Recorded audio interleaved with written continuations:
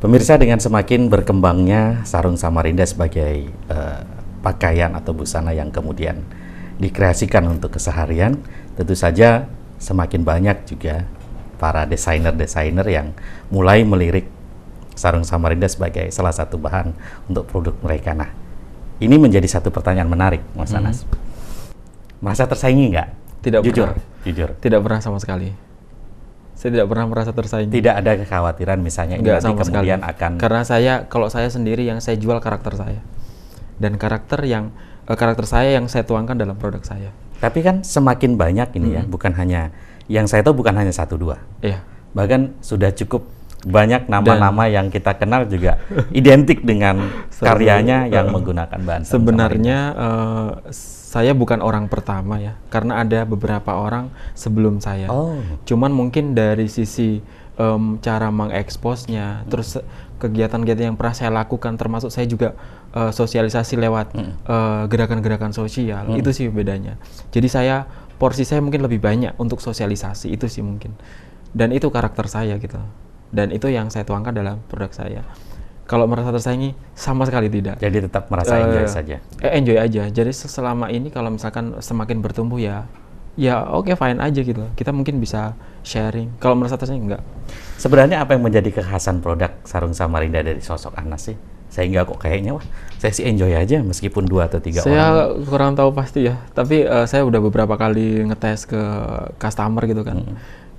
Kayak di Pemkot ya. Pemkot kan tempatnya tinggi gitu ya.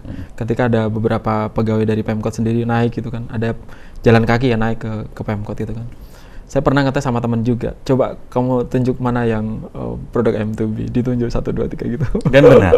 Tapi sebenarnya merasa nggak apa sebenarnya yang menjadi kekhasan produk? Ya mungkin dari cutting, terus dari bahan, terus ya ini salah satunya ini motif diagonal yang saya kenakan. Memang selalu memilih bahan-bahan dengan kualitas. Ya, itu sih. Meskipun itu pada akhirnya nanti berhubungan dengan price-nya juga. Ya benar. Iya. Saya sering kok ngetes. Jadi nggak cuma itu aja. Bukan orang-orang terdekat saya. Orang-orang yang sekali datang ke tempat saya sering tes. Kayak mana gitu, di mana gitu. Saya tahu kok, saya kenal banget. Biarpun sekilas tahu, ya udahlah. Mereka yang cukup mengenali sendiri gitu produk saya. Tidak banyak di banyak tempat, bukan hanya di Samarinda, sosok muda memilih jalur kewirausahaan yang mengangkat konten budaya lokal. Nah, itu mungkin Mas Anas salah satunya di antara tidak banyak orang tersebut. Sebenarnya apa yang ingin Mas Anas sampaikan untuk mereka? Motivasi teman-teman saya ya, boleh motivasinya? Ya karena dulunya memang suka, hobi saya juga di situ dengan sosialnya, dengan budayanya. Apalagi katakanlah kalau hobi terus terbayar gitu, kenapa enggak gitu? Karena itu kan jadi sebuah bisnis gitu. Dan beberapa kali saya juga pernah ikut di sebuah ajang kewirausahaan, beberapa kali menang juga, terus dapat achievement, dapat penghargaan. Itu juga semua karena budaya. Saya pernah dapat 10 outstanding yang person of Indonesia. Ya, itu pemuda teladan gitu ya ceritanya. Itu saya masuk di kategori cultural achievement. Bukan karena bisnis saya, karena saya orang yang memang peduli dengan budaya lokal gitu. Alhamdulillah saya dapat tropinya, saya bawa pulang. Waktu itu di Jogja. Terus saya sebenarnya motivasi yang paling besar apa dari sosok Anas? Motivasinya ya seberapa besar saya berguna untuk orang lain gitu. Nah di situ di dalamnya kan ada bisnis saya dan yang lain-lain gitu. Itu sih. Ada inspirasi yang ingin Anda bagikan mungkin buat teman-teman di luar sana, khususnya sosok-sosok muda yang mungkin untuk semua ya, nggak hanya sosok muda. Jadi kalau jadi orang Indonesia itu harusnya bangga menjadi bagian dari orang Indonesia sendiri. Bangga menjadi bagian dari Indonesia. Yang kedua, bangga dengan budayanya. Yang ketiga, bangga pakai produk lokal. Sampai kapan Mas Anas mau mengangkat budaya dan produk lokal ini? Karena itu menjadi bagian dari hidup saya, bisnis saya juga, yang menjadi sumber saya juga.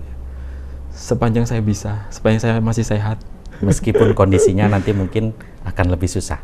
Saya tidak peduli itu. Selama ini lebih berkembang terus yang saya rasakan.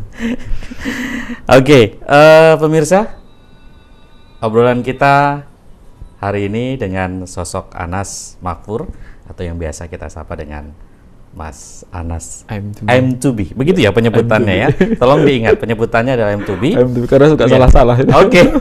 Saya selain masalah memang tidak terlalu familiar dengan penyebutannya, memang lidah saya juga lidah-lidah daerah ya. Jadi in English tuh rada-rada belepotan. Karena ada yang nyebut AM Tobe, ada yang macam-macam. Nah, itu masalah tersendiri tidak sebenarnya untuk sosok Anas? Saya justru bikin saya unik ketika orang udah kayak gitu, nanti oh gini tau gitu. Gitu ya. Jadi yang sebenarnya adalah AM2B. AM2B. Itu kalau misalnya diartikan in Indonesia berarti bisa jadi saya ingin menjadi. Begitu ya.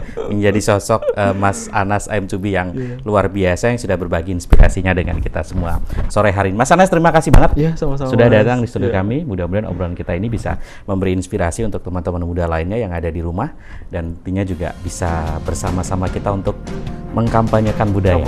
Begitu ya. Sehingga nanti budaya-budaya lokal, khususnya budaya lokal Samarinda akan semakin terangkat dan menjadi kebanggaan warga Kota Samarinda dan mungkin juga nantinya Indonesia. Amin. Baik, terima kasih sekali lagi Mas Anas sudah datang ke kami. Dan pemirsa, demikian obrolan kami sore hari ini di Dialog Kaltim TV. Mudah-mudahan ada inspirasi yang bisa menjadi pembelajaran untuk kita, menjadikan pribadi yang lebih baik lagi ke depannya. Saya Rian Widianto, kita ketemu lagi di dialog berikutnya. Terima kasih, selamat sore, assalamualaikum warahmatullahi wabarakatuh. Terima kasih.